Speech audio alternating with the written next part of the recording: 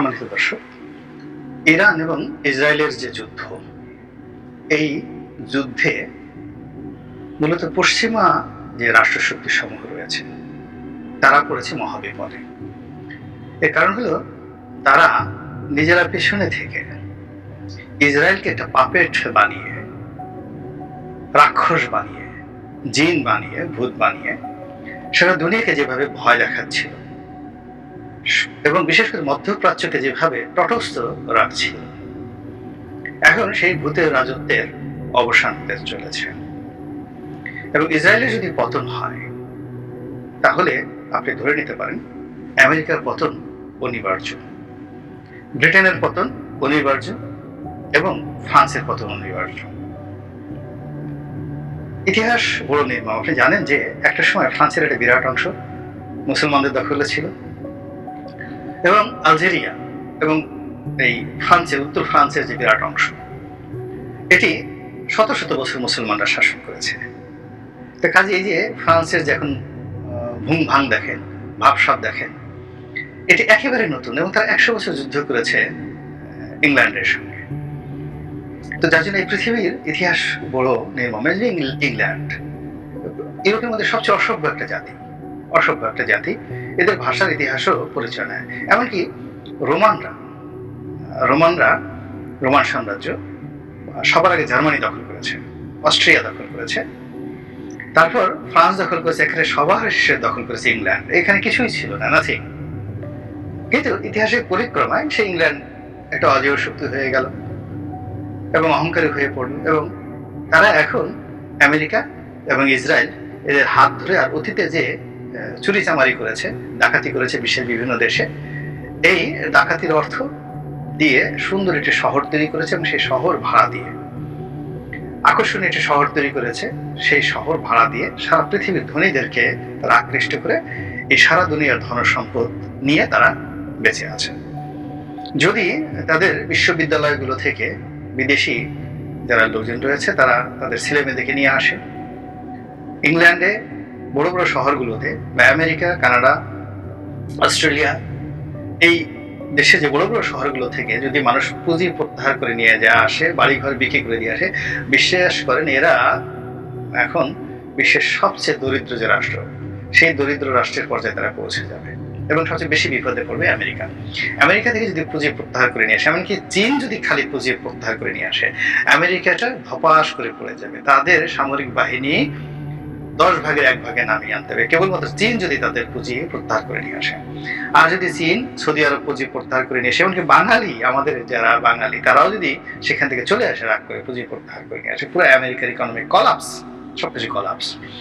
এবং এই জিনিসটি তৈরি হওয়ার সম্ভাবনা দেখা দিবে যখন এই যে ইসরায়েল নামক যে পাপেট, এই পাপেটের পতন ঘটবে। এই পাপেটটাকে তারা দেখিয়ে তারা সেই 50-এর দশক থেকে আজ পর্যন্ত সেই গত 70 বছর ধরে দুনিয়াকে শোষণ করছে, ইউরোপ এবং আমেরিকা প্রথম, দেন ইউরোপ। এবং প্রথম বিশ্বযুদ্ধ, আমেরিকার যে উন্নতি, এটা প্রথম বিশ্বযুদ্ধের মাধ্যমে। প্রথম বিশ্বযুদ্ধে তারা শুধু কলকাঠি নিয়েছে আর ব্যবসা বাণিজ্য করে টাকা উপার্জন করেছে। আর দ্বিতীয় বিশ্বযুদ্ধে শেষ পর্যায়ে এসে তারা দ্বিতীয় বিশ্বযুদ্ধে অংশগ্রহণ করে এই দ্বিতীয় বিশ্বযুদ্ধের পুরো মধুটাও আমেরিকা খেয়ে ফেলেছে। তো এই মধু নেওয়া খাওয়া যে পার্টি, সেই পার্টি এই প্রথম ঐতিহাসিক বিপদের মধ্যে পড়েছে। একদিকে ইউক্রেনের যুদ্ধ এবং সেই যুদ্ধে তাদের অর্থনীতি তছনছ হয়ে গিয়েছে। দ্বিতীয়ত এখন এই যে ইসরায়েল এবং ইরান, এই যে কনফ্লিক্ট, সেই কনফ্লিক্টের মধ্যে এখন তাদের কোনো ওয়ে নেই এই যুদ্ধ পরিহার করা বা এই যুদ্ধে জড়ানো। কোনো অবস্থায় তারা সেটা পারবে না। যুদ্ধে জড়ানোর মতো শক্তি সামর্থ্য নেই, আর যুদ্ধ পরিহার করার মতো অবস্থা তাদের নেই। তাদের এখন বিষ খেয়ে মরতে হবে, গলায় দড়ি দিয়ে মরতে হবে। তো সেই গলায় দড়ি দিয়ে মরার আগে তারা প্রাণান্তভাবে চেষ্টা করছে যেন এই যুদ্ধটি এড়ানো যায়। আর তার জন্য তারা সবার দ্বারে দ্বারে ঘুরছে। কাদের দ্বারে দ্বারে ঘুরছে? চীনের সঙ্গে তারা খাতির করার চেষ্টা করছে। আচ্ছা, ধরুন এতকাল চীনকে বাস দিয়ে, চীনকে অপমান করে, চীনের সাথে এত শত্রুতা করে, চীনকে দমন করার জন্য ইন্দো প্যাসিফিক চুক্তি করে ভারতকে মাঠে নামিয়ে, তারপর এখন আবার চীনের সাহায্য চাও। চীন কি পাগল হয়ে গেছে ওদের মতো? বা চীন কি অবোধ শিশু? তারা চেষ্টা করছে সৌদি আরবের সঙ্গে সম্পর্ক করার জন্য।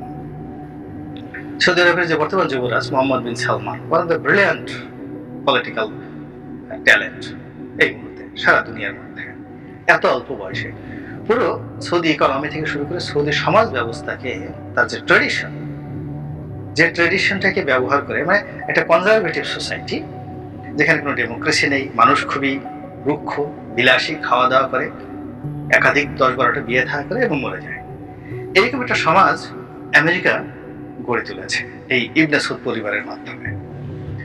এবং এই পশ্চিমাদের যে চক্রান্ত সৌদি আরবকে কেন্দ্র করে, সেই চক্রান্তের বিরুদ্ধে প্রথম যে মানুষটি বিদ্রোহ করেছিলেন তিনি হলো বাশার ফাইসাল। বাশার ফাইসালকে মেরে ফেলা হলো। এখন সেই বাশার ফাইসালের পর আবার এই সৌদি আরবে পুনর্জাগরণের জন্য যে মানুষটি দাঁড়িয়েছেন তিনি মোহাম্মদ বিন সালমান। এবং তিনি তার ক্ষমতাকে, অর্থনীতিকে এতটা সুসংহত করেছেন যে আমেরিকাকে পাত্তা দেওয়ার কোনো দরকার নেই। এমনকি আমেরিকার প্রেসিডেন্ট তার সঙ্গে দেখা করতে যাওয়ার পরেও তিনি তাদেরকে বসিয়ে রাখেছেন, এয়ারপোর্টে রিসিভ করতে আসেননি। এবং ব্লিংকেন, মানে পররাষ্ট্রমন্ত্রী, একসময় ব্লিংকেনদের যারা পূর্বসূরি ছিলেন তারা সৌদি আরব বা যে কোনো আরব রাষ্ট্রে গেলে সেখানে খুশির বন্যা বয়ে যেত। স্বয়ং বাদশাহ এয়ারপোর্টে চলে আসতেন একজন পররাষ্ট্রমন্ত্রীকে রিসিভ করার জন্য। আর এখন আমি ব্লিংকেনের কয়েকটা ছবি দেখলাম, তারা মোহাম্মদ বিন সালমানের সঙ্গে দেখা করার জন্য বসে আছেন কাছুমাছু করে, এবং দেখে মনে হচ্ছে ফকির বসে আছে, মিসকিন বসে আছে। তো এই যে ইউক্রেন যুদ্ধের সময়টাতে সৌদি আরব পুরো পরিস্থিতিকে নিজের নিয়ন্ত্রণে নিয়ে এই তেল বাণিজ্য করে যে অর্থ তারা উপার্জন করেছে, সেই অর্থ দিয়ে আগামী 50 বছর তারা বসে খেতে পারত, কিন্তু তা না করে তারা পুরো অর্থটাকে বিনিয়োগ করে ফেলেছে, যাতে করে আগামী 100 বছর তাদের কর্মসংস্থানে কোনো সমস্যা না হয়। বড় বড় পর্যটন সিটি, মিল কারখানা থেকে শুরু করে, এখন আপনি কোনো বাঙালি যদি সৌদি আরব যেতে চায় এবং কোনো ইন্ডাস্ট্রি করতে চায়, মোহাম্মদ বিন সালমান সেটা ওপেন করে দিয়েছেন এভরিবডি। তো এই প্ল্যান এবং প্রোগ্রামের কারণে সৌদির যে স্ট্রাকচার, সোশ্যাল স্ট্রাকচার, সেটা চেঞ্জ হয়ে এমন একটা অবস্থা হয়েছে সৌদি আরব নিজের পায়ে দাঁড়িয়ে গেছে। ফলে এখন তারা আর আমেরিকাকে পাত্তা দিচ্ছে না, বরং আমেরিকা বিভিন্ন সময় তাদেরকে যে শোষণ করেছে, বিশেষ করে গালফ ওয়ারের সময়, যুদ্ধের সময় পুরো ইরাক যুদ্ধের যে ব্যয়ভার তাদের কাছ থেকে বহন করা হয়েছে। এই দুঃখ তো তারা বুঝতে পারছে, কষ্ট তো তারা বুঝতে পারছে। তো এখন সেই সৌদি আরব আর তাদের কথা শুনছেন না, এবং এই বিপদের সময় এখন সৌদি আরবকে টেলিফোন করে তাদের সঙ্গে বন্ধুত্ব করার চেষ্টা করছে। একই অবস্থা কাতার। কিছুদিন আগে কাতারের সাথে দেখা গেল সৌদি আরবের গন্ডগোল বাঁধিয়ে দেওয়া হলো। কাতার এবং সৌদি আরব উভয় রাষ্ট্র বুঝতে পারলো এই পশ্চিমাদের এই চালের মধ্যে তারা পড়বে না, এবং তারা নিজেরা মিটমাট করে এখন তারা অনেক ভালো অবস্থায় আছে। সেই কাতারকে তারা টেলিফোন করেছে। তো কাজেই এই যে যা কিছু করেছে, তুরস্ককে তারা টেলিফোন করেছে। আচ্ছা, তুরস্ককে মাথা খারাপ হয়েছে এরদোয়ান চায় যে বাইডেনের, মানে আমেরিকা ধ্বংস হয়ে যাবে, এবং এরদোয়ান চান যে মাটির সঙ্গে ফিনিশ হয়ে যাক ইসরায়েল। এই হলো তা। তিনি ইসরায়েল নামক যে রাষ্ট্রটি, পুরো এলাকাটা তো একসময় এরদোয়ানের ছিল, মানে এরদোয়ানের পূর্বসূরি অটোম্যানদের ছিল। সেই অটোম্যানদের কাছ থেকে যে প্রতারণা করে এই জেরুজালেমকে পশ্চিমারা যেভাবে দখল করেছে, এবং সেখানে মুসলমানদের যে দুর্ভোগ এবং দুর্দশা তারা সৃষ্টি করেছে, এরদোয়ানের পরবর্তী বংশধর মানে অটোম্যানরা, তুরস্কের যারা লোকজন রয়েছে, কিয়ামত পর্যন্ত চেষ্টা করবে যে কি করে ওই ভূমি পুনর্দখল করা যায় এবং প্রতিশোধ নেওয়া যায়। দ্বিতীয়ত, এই ভূমিটি হযরত উমর রাদিয়াল্লাহু তাআলা আনহু এর জামানাতে এটি বিজিত হয়েছিল। তো খ্রিস্টানদের নিকট থেকে এটি বিজিত হয়েছিল। এটি ইহুদিদের রাজত্ব যখন ছিল তখন ওইভাবে হয়নি। প্রথমে হযরত উমর রাদিয়াল্লাহু তাআলা আনহু খ্রিস্টানদের কাছ থেকে নিয়েছেন। আবার অটোম্যানরাও কিন্তু সুলতান সালাউদ্দিন আইয়ুবী তিনিও এই সময়টিতে খ্রিস্টানদের কাছ থেকে নিয়েছেন। আবার অটোম্যানরাও পরবর্তীতে যে জয়লাভ করেছেন সেখানেও সুদীর্ঘকাল তারা এটি করায়ত্ত রেখেছেন। ফলে হযরত উমর রাদিয়াল্লাহু তাআলার জামানা থেকে শুরু করে একেবারে প্রথম মহাযুদ্ধ পর্যন্ত কন্টিনিউয়াসলি এটা যে মালিকানা, এটি মুসলমানদের হাতে। আর জাতিগতভাবে ফিলিস্তিন নামক যে জাতিসত্তাটি রয়েছে, আপনি পুরো মধ্যপ্রাচ্যে যদি সভ্যতা দেখেন, সেখানে আশিরীয় সভ্যতা, ব্যাবিলনীয় সভ্যতা, আর এর বাইরে যে জাতিগোষ্ঠী ধরেন সেমেটিক জাতিগোষ্ঠী, তো সেখানে সেই সেমেটিক জাতিগোষ্ঠীর মধ্যে ফিলিস্তিন এর যে জনগণ, এই ফিলিস্তিনি যে জাতিগোষ্ঠী, এটা হলো সবচেয়ে রয়্যাল জাতি।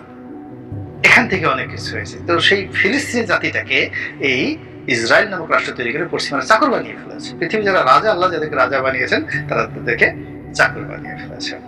তো ফলে এই যে ইতিহাস বিকৃতি এবং ইতিহাসকে উল্টো পথে নেওয়ার জন্য ইন্দো মার্কিন যে চক্রান্ত 1950 সন থেকে আজ অবধি যে কন্টিনিউয়াস চলছে, এটির একটি ঐতিহাসিক দাঁত ভাঙা জবাব দেওয়ার সময় চলে এসছে। ফলে এখন আমেরিকা পাগল হয়ে গেছে। তারা সাধ্যমতো প্রকাশ্যে অনেকের হাতে পায়ে ধরছে, অনেকের দাঁড়ে দাঁড়ে ঘুরছে, এবং পরিস্থিতি এমন হয়ে গেছে তারা যদি দরকার হয় ইউক্রেনকে কুরবানি দিয়ে পুতিনের সঙ্গে সমঝোতা করে হলেও যদি ইসরায়েলকে রক্ষা করা যায় সেই কাজটি তারা করবে। এটি অসম্ভব বিষয়। তারা যদি ইরানের পা ধরতে হয়, ইরানের সমস্ত ক্ষয়ক্ষতি ক্ষতিপূরণ দিয়েও যদি ইরানকে দিয়ে এই যুদ্ধ বন্ধ করতে হয় সেই কাজও তারা কিন্তু করবে। এর কারণ হলো আদারওয়াইজ এই যে যেটিকে বলা হয় জায়নিজম বেসড ইকোনমি, যেটাকে হাতিয়ার করে আমেরিকা টিকে আছে। আমেরিকার আসলে সত্যিকার অর্থে কোনো প্রোডাক্ট নেই, বাই প্রোডাক্ট নেই। তারা তাদের নিজস্ব যে তেল আছে সেই তেলটাকে তারা এখনো কিন্তু তুলছে না। তারা সারা বিশ্বের তেল ব্যবহার করছে, মানে সারা পৃথিবীর ধনসম্পদ তারা জড়ো করে নিজেদের দেশে নিয়ে তারা একটা ভোগ এবং বিলাসের জীবন গড়ে তুলেছে। ওখানে একদিকে যেমন চাকচিক্যপূর্ণ নাগরিক জীবন আছে, কিন্তু সেখানকার হোমলেস গৃহহীন মানুষের যে বেদনা, পরিবারহীন মানুষের যে বেদনা, দেউলিয়া মানুষের যে বেদনা, সেটা যদি আপনি কল্পনা করেন, তার চেয়ে বাংলাদেশ আলহামদুলিল্লাহ এখনো জান্নাত ওই অবস্থায় আছে। অর্থাৎ আপনি শুধুমাত্র বড় বড় শহরগুলোতে, ফ্লোরিডা, শিকাগো, তারপর নিউ ইয়র্ক থেকে শুরু করে অন্যান্য যে সকল মেগা সিটি রয়েছে, সেখানকার উঁচু উঁচু বিল্ডিং গুলোই যদি দেখেন, ওটা আমেরিকা নয়। ওই বিল্ডিং এর নিচে রাস্তায় ফুটপাতে যারা আছে, বন জঙ্গলে যারা বসবাস করে, এবং দুর্গম এলাকাতে যে সমস্ত লোকজন পশু পাখির সঙ্গে খাবার দাবার ভাগ করেছিল, এবং অনেক লোক আছে 7 দিনে ঠিক মতো, মানে 2 দিনও মানে খাবার খেতে পায় না, এরকম অনেক আমেরিকান আছে, হাজার হাজার লক্ষ লোক আমেরিকান রয়েছে, অভাবী আমেরিকান। তো কাজেই এই যে যে এটা স্বপ্নের বা কল্পনার যে একটা আমেরিকা তারা গড়ে তুলেছে, ফানুস তৈরি করে, একটা বেলুন তৈরি করে, ইসরায়েল নামক একটা বেলুন তৈরি করে, এই বেলুনটি এখন ফুটো হতে বসেছে। এই ফুটো বেলুনকে বাঁচানোর জন্য তারা এখন দাঁড়ে দাঁড়িয়ে ঘুরছে, কান্নাকাটি করছে, এবং ঘন ঘন বৈঠক করছে হোয়াইট হাউসে, ছুটি ক্যান্সেল। কিন্তু এখন সেই যুদ্ধ করার মতো, উপসাগরের যুদ্ধ যেভাবে সিনিয়র বুশের আমলে হয়েছিল, রোনাল্ড রিগানের আমলে যেভাবে জেনারেল নরিয়াগাকে ধরে আনা হয়েছিল, গাদ্দাফির প্রাসাদে যেভাবে আক্রমণ চালানো হয়েছিল, সেই শক্তি আমেরিকান সেনাবাহিনী নেই।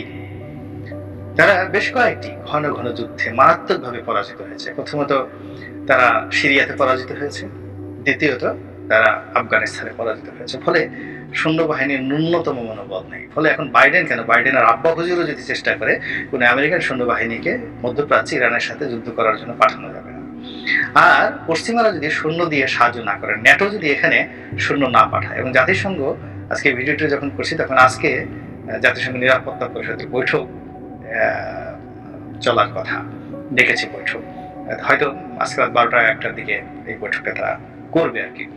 তো লাভ হবে না, ন্যাটো এখন সৈন্য পাঠানোর মতো অবস্থা নেই। এর কারণ হলো ন্যাটোকে পয়সা দেওয়ার মতো অবস্থায় আমেরিকা নেই, আমেরিকা দিচ্ছেও না। আর ডোনাল্ড ট্রাম্প তো বলেই ফেলেছে যে ন্যাটোকে সে আর রাখতে চায় না। ফলে ন্যাটো এখন আর সে আগের ন্যাটো নেই। তো এখন যদি সৈন্য পাঠাতে হয় তাহলে সরাসরি আমেরিকান সৈন্য পাঠাতে হবে, ব্রিটেনের সৈন্য পাঠাতে হবে, ফ্রান্সের সৈন্য পাঠাতে হবে, এবং সেখানে পার্লামেন্ট থেকে এই ব্যাপারে সিদ্ধান্ত নিতে হবে, যেটা একেবারে অসম্ভব একটা বিষয়।